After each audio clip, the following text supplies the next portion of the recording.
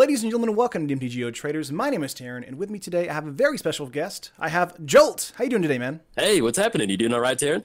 Doing well, doing well. So you were probably the last, I guess, of the MTG Traders crew, kind of, that kind of does a lot of videos for the channel that I haven't got on the interview platform just yet to kind of drill you with questions. So excited to have you on here, man. Yeah, I'm excited to be on here too. It's when you spend like your time just doing nothing but videos, it's always kind of like I have a free moment to do something. So I'm really excited to do it though. It's really cool. Right, drowning in the MTG content. That's what I call it. So yes, that is. I know exactly how that feels a lot. Yeah. So before I get into it, as far as like the other questions, let's start with the first question, which is, how did you get into Magic the Gathering? Okay, so I got into Magic. I actually got in a long time ago during Mirage, and Nice. yeah, I bought packs during Mirage, and I think I was in like 4th or 5th grade, and that was kind of when Magic was becoming like really popular within our area, and so I bought packs. I really enjoyed the card art, and I just never learned how to play. That was like they had no online resources, or at least I didn't know how to use like AOL to like figure out how to play Magic, and so I continued to buy the cards up until about high school, and then I just stopped, and then went through high school, went through college, and then there was one weekend where my wife had to work like all day Saturday, all day Sunday, and she left, and I was going to play Xbox, and I was sitting there, and I was like, I don't know what popped in my head, but I was just like, I wonder if Magic is still a thing. So like I just went to Google and typed in Magic Online, and I downloaded the client, and they had a bunch of free trial decks, and I played that, and I played like all day Saturday and all day Sunday, and that Monday I was like, man, Magic Online account is $10. And I was like, do I want to spend $10 for a Magic Online account? I ended up doing it, and I was like, man, what if you end up not liking it? And I was like, well, it's just $10. And so that got me back into it. I've been playing ever since then. The first set that I actually truly got back into Magic with was probably Return to Ravnica. That's when I really started to kind of click for me. So it's almost kind of like I had Mirage as my starting point, took a little vacation for a long time, and then got back in during Return to Ravnica. So gotcha. That would be my home set. Right. Did you play any kind of like trading card games before Magic? No, I didn't. It was just one of those, like, I don't know why it popped in my head. It was just like, hey, you never learned how to play. That seems like something that you might enjoy. And because like I've always been a gamer. I've always had Xbox games, and I just got to the point to where I wasn't getting a lot of enjoyment out of it. Like I quit buying new games, and I would only play like Fallout and Oblivion and these like really long games where I would just play by myself. And so I kind of wanted something more technical to play, and that's what kind of made me. I don't know why it popped in my head, and I'm glad it did. That's awesome. Yeah, super cool. Like way to get back into it, especially because like your entry point is kind of like Magic Online itself, not really like Ravnica as in like the paper version of Ravnica, right? Yeah. It was all pretty much digital. It took me like 6 months to kind of work up the courage to actually go to a local gaming store, because if you're playing online and you buy some cards and you're kind of like the mechanical aspect of it is always kind of. I don't know. It's different than playing online. If you're primarily an online player and you go to play in the store, it's really kind of nerve-wracking in a way. So I went to my first draft after about 6 months, and that was a lot of fun. Right. You can't hit F6 to pass, right? Yeah, exactly. And it's just kind of like I was like, I know like the Magic Online stops at every single step, but when I'm playing somebody online and in paper or the local gaming store and they do something, I don't know to say like, hey, hold up, let's back it up during your upkeep. I don't know that shorthand, but so thankfully I did. Yeah. I think that's something that a lot of people like suffer from in like paper Magic, because I'll go to a local game store and it's like you'll see people playing almost in silence, like they're just like miming their actions or something like that. And I'm like, did you respond to that trigger on the stack, or like because they have to they're not talking, so it's very difficult sometimes, especially now with me playing probably more online than paper. It's super weird because like you can respond to all these different things, you can hit OK and all that kind of stuff, but like in paper Magic, you just have to be like, wait a minute, before you do that, even though you just tap your mana to do that, I have to do this before you do that. It's so weird. Yeah, no, and that's one of the big things about learning Magic, learning to play online first, is that you have to develop that communication skill set between you and your player, that you really have to articulate, hey, I'm doing this, and that like if your opponent doesn't really say yes or no, like kind of have to hold them to it and can't be like, hey, let's back it up to the combat step. Like, we're already in a second main phase. So it's just kind of learning that communication, that shorthand is always kind of, that was kind of hard at first, but definitely picked up on it. Sure thing. So favorite format, I guess, or the format you got started in? So actually, Magic Online back then, they had a format called Classic, and it's what I would consider kitchen table Magic. So it's just like, kind of like legacy homebrew style stuff, but it was just nothing that was really cutthroat, nothing like that. So that was the first thing that I got into, was that. And then as I was playing that, I kind of heard about Commander, and I was like, oh, unique format. So I kind of got into Commander. Nice. And then I played Standard for a little bit during Return to Ravnica. And then my deck rotated. And that really made me, like, I didn't understand why my deck rotated. Right, like, Doomblade rotated out. And I was like, man, I love Doomblade. So that's what kind of made me, like, shift away from Standard into, like, this classic format. And then, I got back into Commander. And as I was getting into Commander, like, I kind of got the hang of it. My first deck was Omnath, which was really fun, like mono green Omnath. But when I played Standard, it was really just more kind of like budget stuff that I played, and I only played randomly on Friday Night Magic. So I never really learned how to play like tournament Magic. Like, I never learned what a meta game was. I never learned, you should always have this in your sideboard. Right. And so once I kind of got deeper into Commander, I had this like urge to kind of learn tournament Magic. And so I got into Modern. And so that's kind of, going deep on Modern was a really fun time for me because it was Commander, and then I went really deep on Modern, and then just kind of started to incorporate both of them. So as far as a favorite format, I'd have to say Modern and Commander both, but Commander slightly above on that one. Sure, yeah. It's kind of weird going from Standard straight into Commander. Yeah. Because usually a lot of people go from like, I guess, Standard to Modern, then Commander, or Standard then Modern, then like even Vintage almost, and then Commander, because it's like Commander's so big as far as like how the format has like all the cards and that kind of stuff. So that's nice. So I guess a favorite set would be maybe just Return to Ravnica for you. Yeah, that would be it, and that's why I'm really excited about the new Ravnica set that's coming out. I don't know how they're sequencing it out, but like I'd never do draft stuff on my channel. It's actually gotten me really wanting to do some more limited like Ravnica stuff. So, but yeah, it's just like, anytime I see a pack of Ravnica or I'm going through my collection, I see Ravnica cards, it just has that like feel good spot in my heart. Like, this, like I grew up on these streets. Like I learned how to, because like, it's just, it was just a fun set to get into Magic with. I'm really happy that was the one that taught me how to get into it. Right. You grew up on the guild streets. I hear you. Yeah. There's some. I'm really proud to have that, like, the home guild street on that one. Right. So I guess since Return to Ravnica is like your favorite set, like, does that mean your favorite archetype is like Control? Because I remember like Blue-White Control being like dominant during that Standard format. Well, so like I was completely new to Magic. Like I didn't really know anything, and so like and that's what makes Ravnica such a cool set to get into, because you have all these guilds to choose from, and so I'm kind of like, I would draft randomly online, and then I really got into the Golgari Guild because you could use the scavenger ability out of the graveyard. Now, since I'm a new player, I didn't, the scavenge stuff, looking at it now, it's not that good. It's kind of okay. But as a new player, I was just blown away that you could have a creature on the battlefield, it goes to the graveyard, and you could reuse it out of the graveyard. Right. And so that's what I ended up building, just a green-black kind of graveyard scavenge style deck. And it just really set in motion this like this love for like graveyard interactions. And I was really happy that it kind of put it in there. But when I was playing in Ravnica, it was pretty much just kind of graveyard aristocrats, because I think Blood Artist was legal during that time. I think so that was another one that really kind of just kind of helped me teach the game on like on a deeper level to me, or at least understand it on that deeper level. Right, nice. I feel like a lot of people, as far as like when they're new to Magic, I think the first color is always the most attractive to them, is probably green. Yeah, and then they kind of rotate down to like black or blue. That's like as far as like the upper echelon colors. And I feel like Golgari is one of those few guilds where it's like it's got a mix of both, where it's like a lot of kind of easy to understand cards, but a lot of like more high end tech cards in the black that give you a lot of kind of utility in the mid to late game. That's super cool. That's awesome, man. For me, Dimir was the guild that I loved. Okay, but I'm like a mill player, so that's kind of where I'm at. Well, so, Golgari, like they like to get cards in the graveyard, so they respect the mill aspect on that one too. So that's true. I don't want to date this video, but Core Set 2019 stuff is coming out like right now, and will come out throughout this weekend.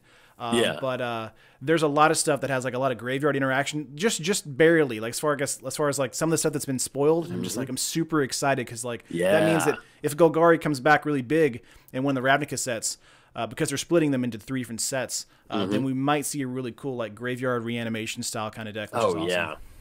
Yeah, I'm really excited about that. They've released the it's like some bat card or something. I can't remember what it was called, but basically it's whenever a creature card comes out of your graveyard or leaves your graveyard, you get a bat token. Right. And so you could always look at sets what they're printing now and see what they're going to be printing into the future. And I'm just like, yes, that looks pretty good. Like, could be building some sort of bat graveyard style tribal deck. I don't know. For sure. Sounds pretty fun. So when you look at cards, I guess, that are coming out in a new set, do you always look at them from like the commander perspective first? Typically, yeah. If there's something that really catches my eye, I'm like, man, I could build a modern deck around this. Like, I'll get to work on it. But for the most part, I've got like 50 commander decks on my channel. So I'm always on the lookout for like, just like, okay, yeah, this card would go good in this one. And Yeah, it's pretty much, I look at it from a commander perspective, because that's one of the things that's always drawn me to commander, is that you can play anything. Right. You have that 7 mana, take an extra turn, instant speed card that's playable in commander. So that's what makes you really enjoy it, is that you look at an entire set and you can find a home for pretty much any single card in that, other than just like draft commons and stuff like that. Right. Anything that has some sort of playability can find a home somewhere in commander, and that's what makes it fun. Whenever these new sets get released, is I get to go through there and kind of pick and choose what card goes where. Very true, very true. So deck building, I guess, for most of your content has been, EDH, Modern, and you've been doing some new Brawl stuff. How has Brawl been treating you? I love Brawl. Brawl is an amazing format. That's one of the things that Commander is one of the best casual formats that you can play in Magic, and it's one of the most enjoyable formats. It's really rich gameplay. But Commander suffers from, if somebody's getting into Commander, decks are like, I play 0 paper Magic, and I was just looking to, and I could only have like 1 paper commander deck, and so I was looking to kind of complete it compared to my online deck. Man, it's like $300 to kind of fill in the cards. I've been buying cards randomly here and there for a long time, and so commander's really expensive. And so Brawl, with them releasing Brawl, commander's never had that stepping stone into commander. They never had the, hey, here's the baby version of our format. You have Modern, and then here's Standard. There's the baby version of Modern. And so by them introducing Brawl, it kind of solves that problem of, when you sit down to play a commander game, you have a commander that's maybe tier 1 and it's really overpowered and it just has a lot of good value in there.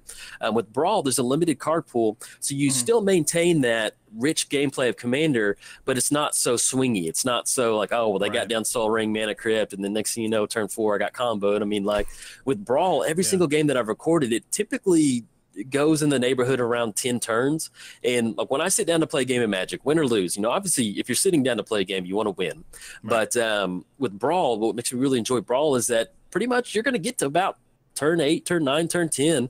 And so you've been able to trade some punches, as long as you can trade some Magic punches, that's what kind of makes a good format to me. And I love Brawl. I think it's a really good thing that they did that, because it allows people to take that stepping stone into Commander, or, it's made me want to go to a local gaming store and play Brawl, just because I've priced some of these decks and they're like 30, 40, 50 bucks, and it's playable, and that's enough for me to enjoy it for, it does rotate, but that's what makes Brawl. The deck will rotate out, otherwise you go play Commander. So, but I'm really happy with it. It's fun. I think it's just like how like new players getting in like during a pre-release, for instance, going from a draft deck in pre-release and then using that basically draft chaff to turn into a Brawl deck. That's kind of a pathway to doing that, because building a deck for Standard right now, I mean, some of the decks are like, if you want to put 4 cards and all these other crazy stuff, it can be like $300, $400, even $500 nowadays. But that always swings every time there's a rotation, that kind of stuff. So it does go up and down a little bit.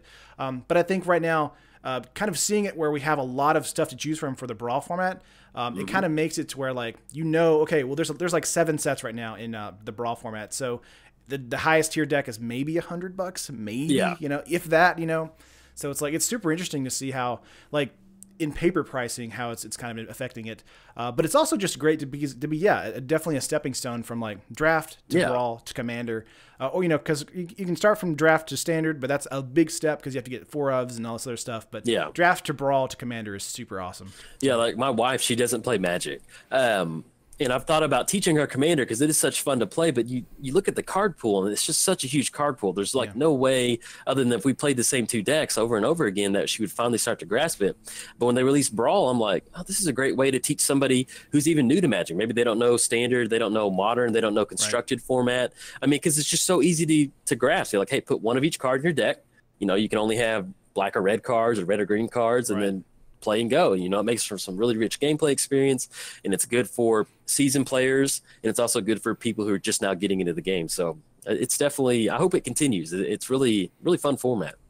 Gotcha. So I guess what would you say to people wanting to get into more Commander? Like, where do they need to start? Do they need to start like at EDH REC, or just kind of start with just kind of Googling decks, or what? Yeah, go to there. That's one of the best places to kind of, that's where I do most of my deck building. And it's, the way I do it is, every Commander deck's going to have your core cards that go good in that deck.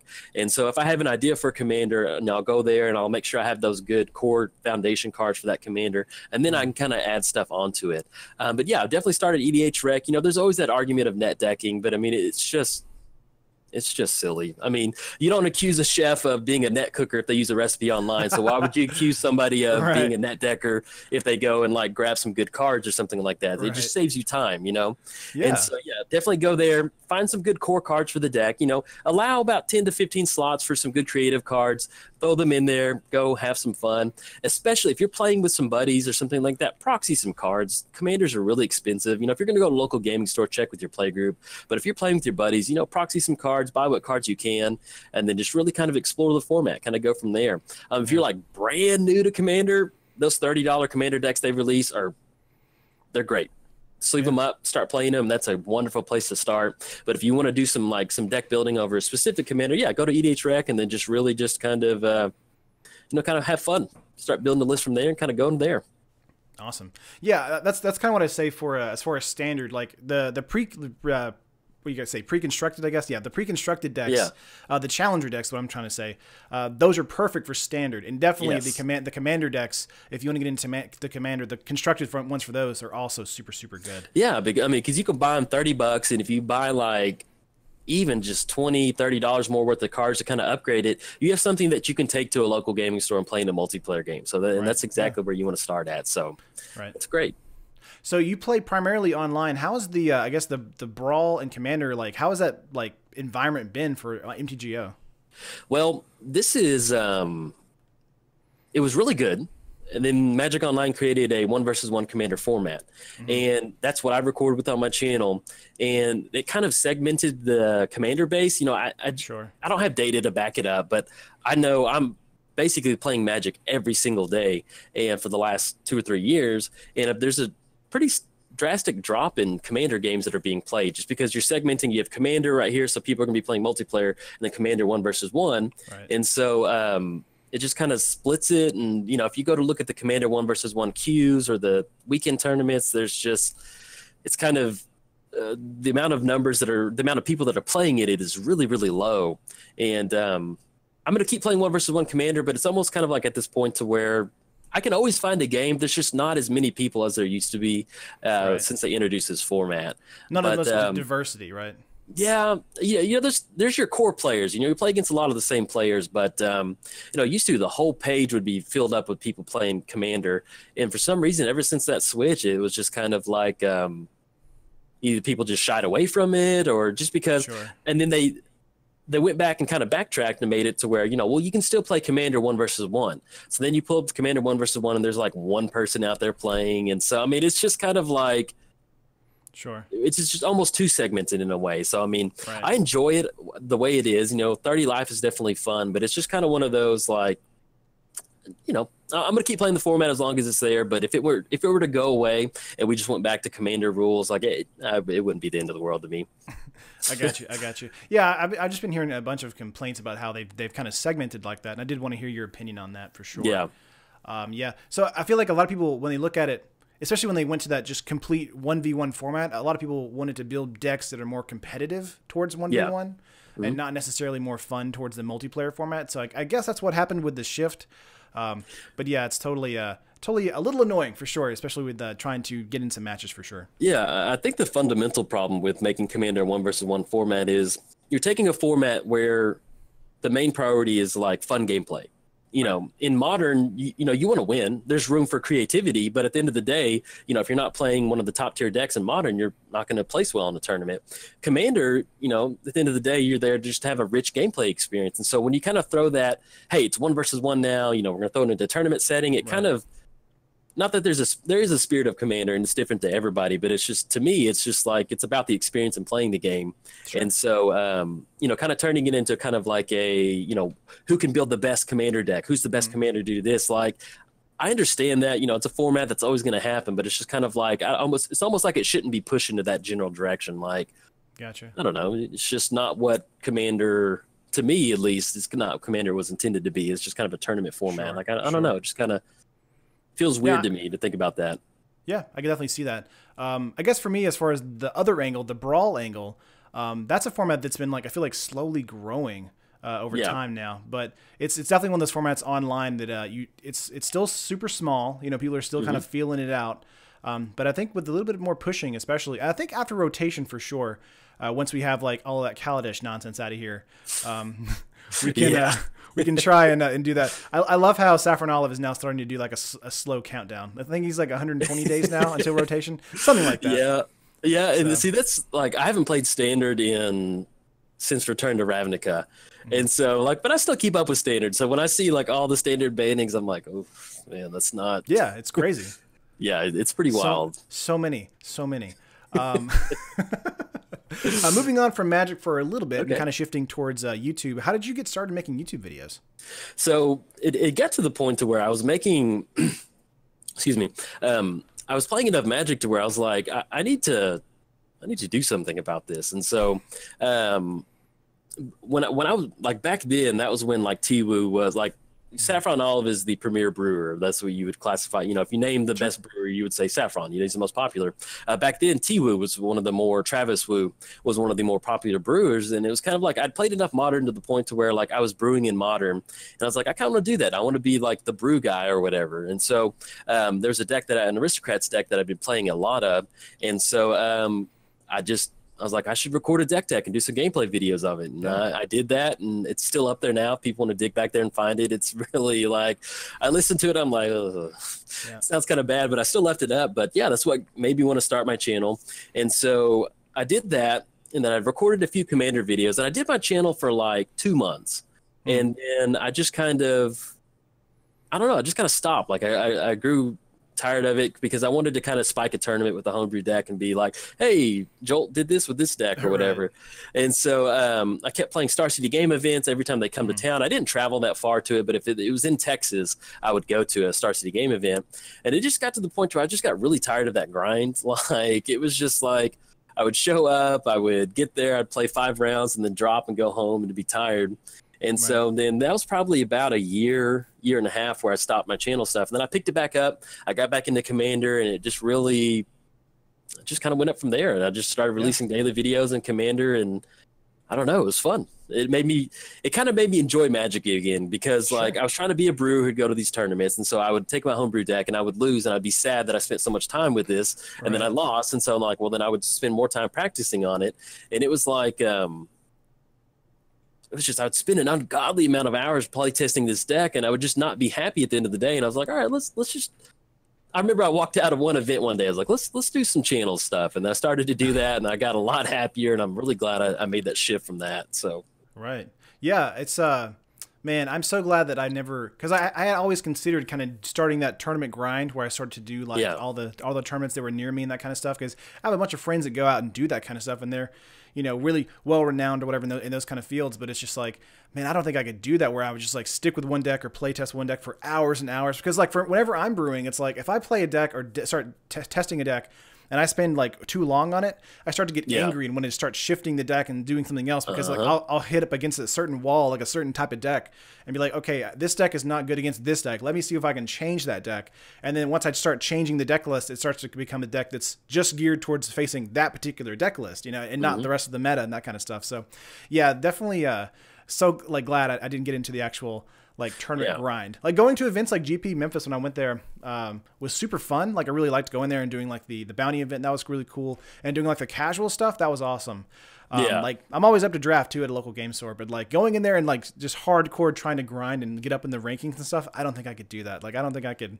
Whew, I'm not like it's funny because it's like there's some comments that are like, oh, this card's not good against this card or whatever. I'm like, man, this channel is for like people who want to have fun with Magic and enjoy the game, you know, and the flavor of the game and just kind of all the interesting interactions that all the cards kind of bring, and not be like, oh, well, you have to have Vraska's Contempt because you're playing black in standard or something like that. You know? So no, my wife, she you know, we've always been she's a real big runner, and she, actually, in fact, shout out to her. She's training for her first half Ironman coming up in Boulder. Yeah, so I just wanted to highlight that. So hopefully she does good in the future. But yeah, so she does a lot of running, a lot of biking, a lot of swimming. So I've been always real supportive of her hobby, and she's been really supportive of my hobby and Magic. And so when I was kind of doing that tournament grind, she was like, do you want to do this? Like, you know, if you want to start traveling more, you can do that. Right. And I just kept thinking like, I want to have fun in Magic, and I think this is fun, but like I don't want to be gone every single weekend. You know, going to like a regional Pro Tour qualifier, going to these different qualifiers, or going to Star City game, like different things like that. Like I thought that's what I wanted, but then after I kind of spent a couple weekends doing that, I was like, that's not for me. So, and so I gotcha. It's definitely grueling, man. It's just talking to some people that actually do it. It's just like, wow, how do you get through that kind of stuff? And it's just like, well, the winning aspect of it is what's worth it to them. And to me, I'm like, nah, man, I like having my weekends. Yeah, that's kind of what it settled into. I was like, maybe do I want to do that? And I was just like, nah, I kind of like just getting up and throwing a headset on and recording Magic for a little bit, and then I'm good to go, and I can kind of do what I need to do. Rather being a talking head instead of like a skilled warrior. In Magic, yeah, exactly. Yeah, it's like, I feel like a lot of the brewers these days, it's almost like you can't go out and do tournament grinding or even go out and go to a local game store sometimes, because you're constantly trying to work on the next deck for the channel, or the next deck that you think is going to be the next breakout deck and something like that. Or like when preview cards start coming out and you want to talk about those for new decks, that kind of stuff. So. Yeah, no, I completely get that, because like my mind, I'll be working on a deck and I'll see one card, I'll play against a certain deck and I'm like, okay, it starts turning, and I'm like, all right, start getting a rough draft going. So it's just kind of like, you're still attacking Magic in a different perspective. You're still attacking it from like, I want to take this very seriously. It's just you're doing it in a perspective that really helps you do it. So. Well, a perspective that doesn't make you angry.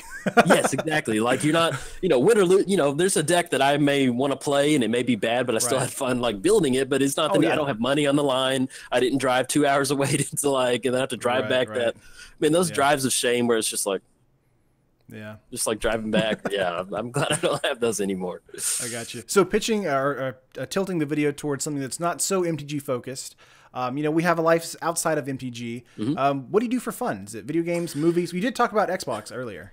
Yeah. So I played Xbox a long time ago, and for me, like I'll play Xbox. I'm not like I probably own about 3 Xbox One games, and so I play pretty much anything that's like Grand Theft Auto, Fallout, or Oblivion, anything in that just open world setting. Like if I'm going to play a game, like I don't want to be online. Like I used to play a lot of Call of Duty on my old 360 and stuff like that.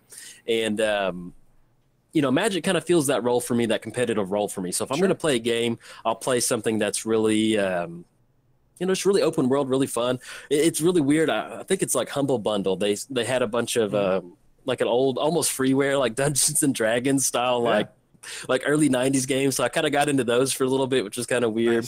And then Dwarf Fortress. I love Dwarf Fortress. Yeah. It's a wonderful game. It's like, because I've always played, growing up, I played a ton of Harvest Moon. I played a lot of Pokemon. So I've always really enjoyed that grind aspect to a game. And Harvest Moon, like when you got to about Friends of Mineral Town, and if anybody's out there is a Harvest Moon fan, they'll kind of know what I'm talking about. And after Friends of Mineral Town, they went to that 3D perspective, and it kind of like got rid of that. It wasn't as easy to grind in that game, and so I just kind of stopped playing Harvest Moon. But then I learned Dwarf Fortress, and Dwarf Fortress is a lot like Magic in that it's really complex, and you're just like, how do I take this in? And so, but like eventually you get to this point where you just keep like run it into the wall and you kind of finally figure it out, but you still end up losing. But it's a fun way to lose. But yeah, there's pretty much outside of Magic, it's Dwarf Fortress or watching something on Twitch, or if there's a new Fallout style game coming out. Yeah. So, well, there's a new Fallout game coming out soon, I think, right? Yes, 70s. And I'm actually really excited about that, because somehow I want to try to incorporate it into my channel, but if it's a big time sink, I don't know how much I can sink into it, but yeah, for sure. Playing casually, I want to do it. Sure. So you like Harvest Moon. Have you played Stardew Valley yet? Yes, I love Stardew Valley.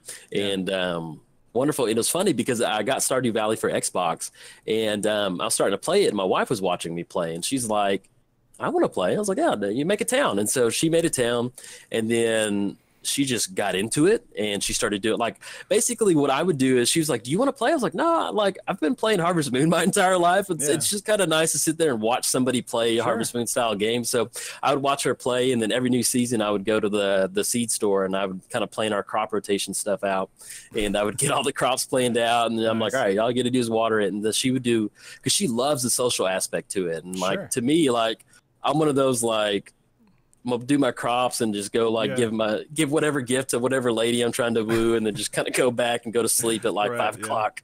But yeah, so it was really fun to watch her play because she really enjoyed the social aspect to it. But yeah, I love Stardew Valley, and see that's what Harvest Moon should have been. Harvest Moon should have been Stardew Valley, but they shifted to that kind of 3D perspective. And it's just wasn't that fun. Yeah, I got Jess into Stardew Valley because I was like, I really loved Harvest Moon growing up myself, and I was like, oh, you should play this game because it's like Harvest Moon, but like really really cool Yeah. and different and new. And she's like, oh, I've never played this kind of game, and then she got hooked on it, and she's been hooked on it for a few months now, like just grinding on it. So she's just like, it's a great game. I was like, how much money do you have now? She's like, oh, like 2 million right now so far. I'm like, Yeah. That's the only downside is there's so much stuff to do in Stardew Valley. Once you get to that upper echelon to where you just money doesn't matter anymore, there's not really much to do anymore. But right. Well, they're introducing multiplayer. Yeah, multiplayer. Yeah. So I'm excited about that. Let's see how that kind of plays out. So if that's something that where it does work, I might try and that might get me to finally kind of reboot Stardew Valley. Just kind of get that going, maybe for the channel or something like that. But, but yeah, good game. Nice. Yeah, I love Stardew Valley. It's such a cool game. So last question. Don't want to keep you too long. Okay. Your thumbnail game is insane. Like, thank you. Were you like a graphic designer in a former life or now? No. Like, and that's the funny thing is that like, so when I got into like, when I made my channel, it was like, I took a design class like one semester, business design. It was like technical writing. And there was one time where we designed like a manual and she told us, if you're going to be doing something, you need to have a style guide. So I was like, whenever I started to do my channel, I was like, all right, I need to come up with a thumbnail. So I just had this kind of just simple blue background and then I would just edit out the art. And so that way I'd choose whatever font and I'd have that art right there in the base blue background. And so, and that worked for me. It didn't look great, but it was like it satisfied the check mark of, hey, this is a thumbnail. It's not just a game screen like off in the side. And then I don't know what happened, but I tried to always stick to that style guide to where I use the same font for everything. And then one day I started to incorporate like some like magic land art in the background and then the art on that. And then I use GIMP. GIMP's a free site. I don't even use Photoshop. I use GIMP. So if anybody out there wants to do thumbnail, you download GIMP and just learn it. But yeah, it's what I still use now. And then I just started playing around with tools. And eventually you play around with something enough, you'll kind of learn how to do it. Yeah. And that's kind of what I did now. Like one of the big things I like to do on my channel is like, I have tons of commander decks. And one of the reasons why I put so much work into my thumbnails and my overlays is I really want to kind of create that atmosphere of you're stepping into that commander deck, the Church of Athreos, like I want you to feel like you're stepping into the church. I have Bree on WrestleMania. I want you to feel like you're sitting in the arena like that. So I'm really trying to, because there's a lot of flavor in Magic. There's a lot of one of the big things like that made me kind of want to do that with my decks is that nobody ever really makes a deck and then plays it once and then like doesn't play it anymore. Like when you build a commander deck, that's something that you're going to be playing for a while. And so you kind of grow to like really attach to that deck. You like certain cards in there. And so just kind of giving that deck feeling, giving it life, that's one of the ways that my thumbnails, my overlays, I just really enjoy making you feel like you're stepping into that, whatever that is. So for sure. It's a lot of fun. I like it. That's but yeah, long story short, it's just, I've just been slowly like looking at my thumbnail being like, that looks like garbage. And then like, I need to fix that. Or like, like since the beginning, I'm like, yeah, that looks kind of like there's like the line right here. That doesn't look good. How can I improve that? And so it's just sitting back and looking back at my thumbnail and being like, okay, I can improve here. And then all those improvements over time have just kind of added up into that. So yeah, that's awesome, man. Yeah. I've, we talked about this like previously a little bit before that we started recording, but yeah, I kind of started like just making the thumbnails out of necessity, and then they started to evolve into like thumbnails where like, oh well, I want them to be kind of unique and the same across the entire landscape. But like now they start to be like really ubiquitous looking, and then I got to change it up again. So it's just like it's really fun to see how like interesting and unique all of your thumbnails are, and how much work you can definitely see go into them. Oh yeah, and it's typically between card art and picking a font and picking good like different things, it's about an hour. And it's one of those that like if I'm having a bad day recording, I'll just go jump into a thumbnail, and it's just a way for me to kind of just decompress. And it's one of those things. So, it just happens to be the thing that I decompress with actually works really well with my channel because it's a thumbnail. So it's just kind of like, I don't have to go out and run. I'm not going to do this. I'll just decompress with some like magic art, or how can I make this work? And because you end up with some commander cards to where I want to focus the art like Muldrotha. Like Muldrotha, the art looks okay, but there's just so much stuff going on that like I always like to isolate the actual card art itself or the character art, and there's like so many little like pieces of wood and some little things like that. And so like if I have an idea of something, like it just really helps me to kind of be like, how can I attack this? Like the Muldrotha art, it looks like during the day, and it kind of has like a really light background, which is kind of weird to me for a swamp monster. You think it would look better like a night setting. So when I wanted to do the overlay, I was like, all right, I'm going to isolate the card art. I'm going to find like a swamp background and kind of make it look like it's spooky at night. So it's kind of fun coming up with these ideas that just pop in my head. I'm like, all right, how can I implement this into a thumbnail? So it allows me to decompress after a long day of either work or recording or both. So I really enjoy that. Yeah, that's super cool, man. That's awesome. Yeah, yeah. That's such a longer answer than I was expecting, but that's so good, man. Yeah. I really appreciate the effort that you put into them, because it definitely shows for sure. Yeah, no, it makes it fun for me. Oh yeah, for sure, absolutely. I'm gonna wrap this up really quickly. Where can people find you online? It's going to be YouTube/Jolt539. And if you want to find me on Twitter, it's going to be Twitter/Lanny T, Lanny, and then the letter T, all one word. So that's my online handle. So if you want to find it, go for it. Awesome. Well, thank you so much, Jolt, for coming out here. I really appreciate it. Hey, thanks for having me. And we'll definitely look forward to more, Commander, Modern, and even Brawl maybe in the future. Yes, on the channel as well, and on your channel as well too. But that's going to wrap it up for this video. Like video, guys, if you like it, subscribe to the channel if you haven't already, and make sure to hit that bell to notify you whenever a video goes live on the platform. But that's going to do it for this interview. I appreciate you, and I'll see you guys in the next video. Peace. See y'all. Bye.